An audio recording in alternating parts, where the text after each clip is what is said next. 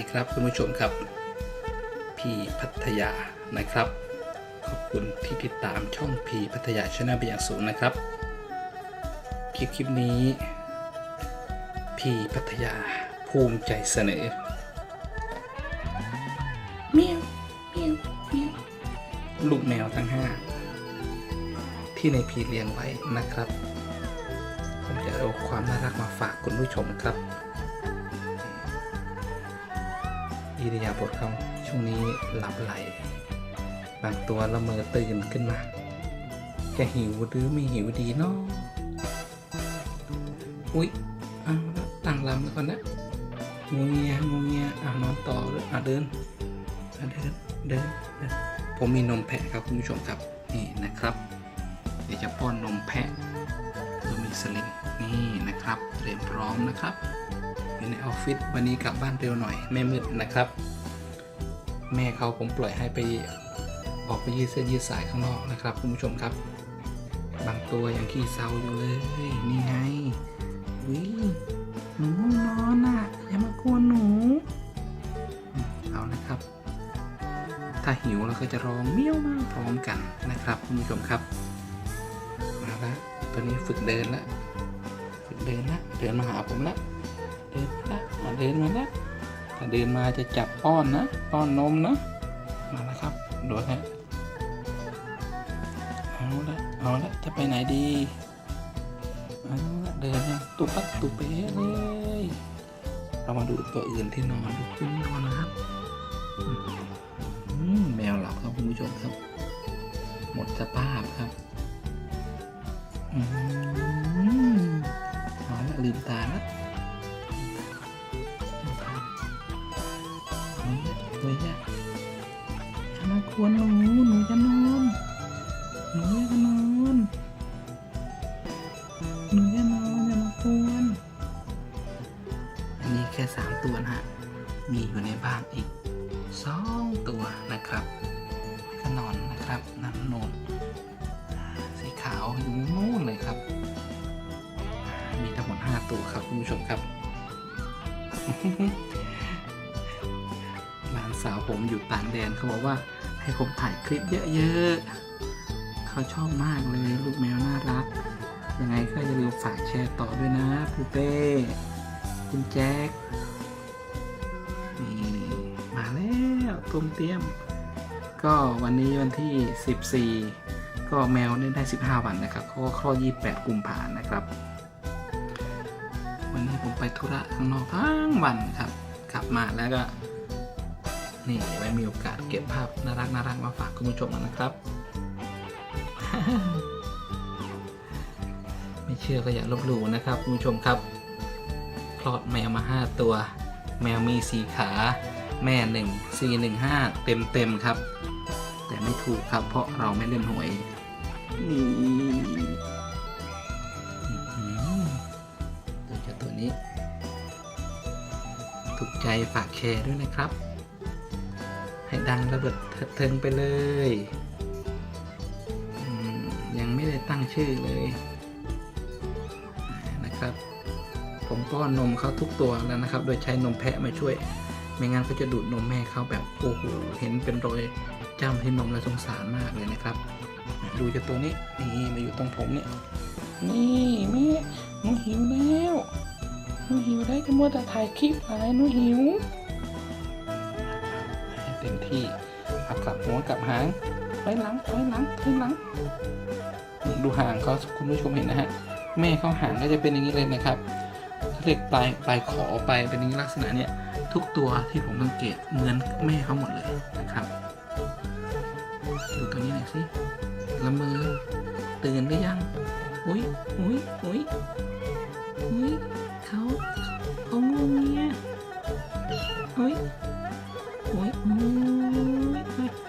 ดมหาอะไรมาอีกตัวหนึ่งแล้วข้างในเดินมาแล้วฮะเห็นไหมละต้มเตี้ยมได้ยินเสียงผมจับเขาลูกเขาตั้งแต่ที่แม่เขาท้องแก่นะครับคุณผู้ชมครับก็คือลูกแล้วเขาจะดิ้นนะฮะขอโทษครับนะครับต้องขอโทษด้วยนะครับถ้าผมพูดเดี๋ยวครับคือ ตัวนะครับคุณผู้ชมครับก็ขอบคุณแฟนคลับหรือทุกท่านที่ชี้แนะมาว่าผมจะพูดฮะดีหรือครับทำไมต้องพูด2อย่างคือผมถ่ายแบบบ้านๆนะครับคุณผู้ชมครับก็จะพยายามปรับปรุงนะครับนี่ดูความน่ารักของผมครับผมตัวผู้นะตัวนี้ปูเป้ชอบใหญ่เลยใช่ไหมเอาผมไปเลี้ยงไหมครับพี่ปูเป้ผมน่ารักนะนี่ยังหลับอยู่เลยครับดูเขาเกยกันอยู่เห็นไหมฮะมีความสุขครับคุณผู้ชมครับเหนื่อยมาเห็นลูกแมวก็มีความสุขนะครับเหน็ดเหนื่อยจากการทำงานมาทั้งวันนะครับกลับมาเห็นลูกแมวผมมีความสุขจริงๆครับคลิปนี้ไม่มีแม่มาวุ่นวายเพราะแม่ออกไปหากินละผมปล่อยเขาปกติขังเขาไว้นะครับคุณผู้ชมเขาในออฟฟิศที่ขังเพราะว่าเป็นห่วงเขานะครับเราไปทำงานนอกบ้านไม่รู้จะทำไงก็ต้องขังไว้ในออฟฟิศนะครับแต่ก็มีอาหารเพียบพร้อมนะครับก็ถึงบอกว่ามีความอัศจรรย์เกิดขึ้นที่ผมเห็นนั่นตัวแม่เขากลัวลูกเขาจะจมน้ำเขาเลยคาบรูปของหลวงพ่อโสธรนะหนักมากนะครับแต่มาปิดที่น้ำนะครับที่ผมให้เขาไว้ดื่มก็เลยผมถึงถ่ายมาฝากคุณผู้ชมนะครับคลิปที่แล้วนะครับความอัศจรรย์นะฮะนี่แหละฮะดูตัวนี้ยังไม่ตื่นนอนน่ารักมากเลยอ่ะตึ้มโอ้ยดูสินั่นช่วงนี้ดูให้มีความสุขนะครับผมดูแล้วผมยังมีความสุขเลยหายเหนื่อยเลยดูคู่นี้สิครับขี้เศร้ามากเลยขนาดผมบรรยายขนาดนี้โผล่มาแล้วแปลกนะครับ5ตัวแต่มีสีขาว2ตัวนี่คือตัวเมียทั้งคู่นะครับส่วนสีดำ3คือตัวผู้ทั้งหมดเลยทั้ง3ตัวลืมตาเลยนะครับคุณผู้ชมครับช่วงนี้ต้องระมัดระวังเป็นพิเศษนะครับก็เลยต้องขังเขาไว้ในออฟฟิศเนี่ยนะครับอุ้ยแสดงตื่นวันหนูอุ้ยใหม่ตัวนี้ครบ5ตัวแล้ว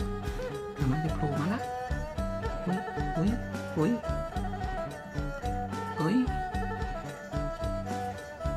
พี่ปูเป้คิดถึงหนูไหมอุ้ยเซ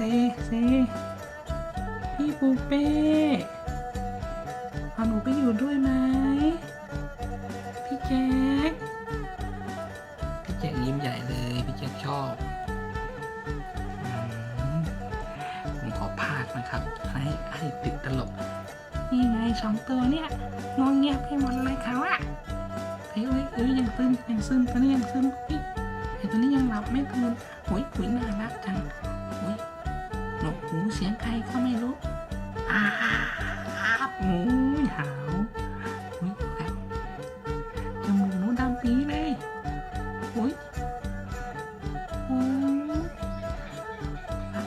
มาแล้วหอมเศร้าคอเขาใส่เศร้าคอตัวเองหน่อยสิแต่คู่นี้เหมือนเดิมครับคุณผู้ชมครับมันยังขี้เศร้าเหมือนเดิมครับเอาแล้วออกมาแล้วเอาแล้วยังไม่ร้องนี่คือยังไม่หิวแน่เลยแสดงว่าอิ่มเต็มที่ผมไม่กลัวแล้วผมพี่นมแพะ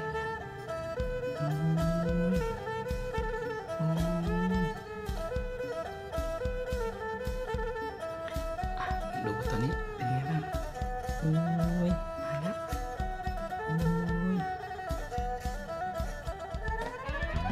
โผล่มาครบตัวเลยคุณผู้ชมน่ารักไหมครับนี่ลูกแมวบ้านผมเห็นไหมครับครบทั้ง5ตัวเลย5พี่น้องนะครับ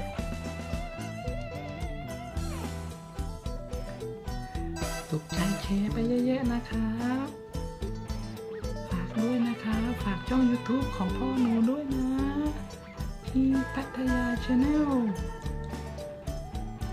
Subscribe ให้สัก10,000เลยใกล้จะครบ1 Subscribe นะครับฝากด้วยนะครับ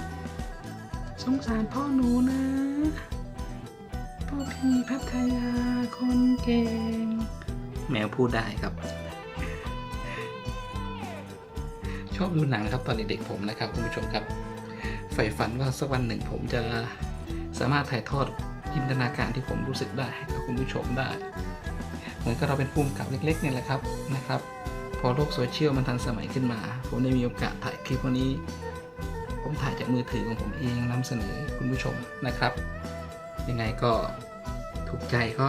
นะครับฝากให้กำลังใจกด Subscribe กดแชร์ต่อด้วยนะครับนี่ดูครับพวกแมวผมพิเศษสุดเลยสำหรับปูเป้กับคุณแจ็คเขาบอกว่าถ่ายมาเยอะๆฝากบอกเพื่อนๆด้วยนะครับต่างแดนกด Subscribe ช่องพีพัทยา Channel เยอะๆนะครับนะครับกำลังน่ารักใช่ครับคุณผู้ชมครับอายุได้15 วันแล้วดูเขานอนทับกันผมไม่ได้มีโอกาสเห็นอย่างนี้ให้เห็นแต่ก็หิวเวลาหิวก็ร้องหิวกินนมนะครับดูยาวๆเลยคลิปนี้ประกอบกับเพลงบรรเลงสีซอจากประโคนชัยนะฮะซอตัวนี้น้องวัดนะฮะเรียนวิทยาลัยครูบุรีรัมย์สีซอให้ฟังบรรเลงเบาๆนะครับเป็นเพลงกันเติมพื้นบ้านนะครับคุณผู้ชมครับฝากด้วยนะครับถ้าอยากฟังเพลงเต็มๆก็สาวประโคนชัยนะครับร้องโดยพีพัทยาเนี่ยแหละครับฝากด้วยนะครับ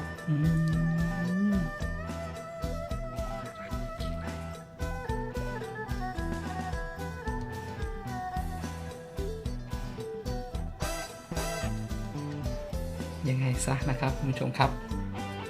คลิปหน้าก็ติดตามด้วยนะครับคลิปนี้ก็ผมกับลูกแมวทั้ง5ตัวขอขอบคุณที่ดูคลิปจนจบดูความน่ารักของเขานะครับโชคดีมีเงินใช้ทุกท่านเมนประภาษาเขมรภาษาไทยแปลว่ามีเงินนะครับขอบคุณครับเจอกันคลิปหน้าครับสวัสดีครับสนอมนะ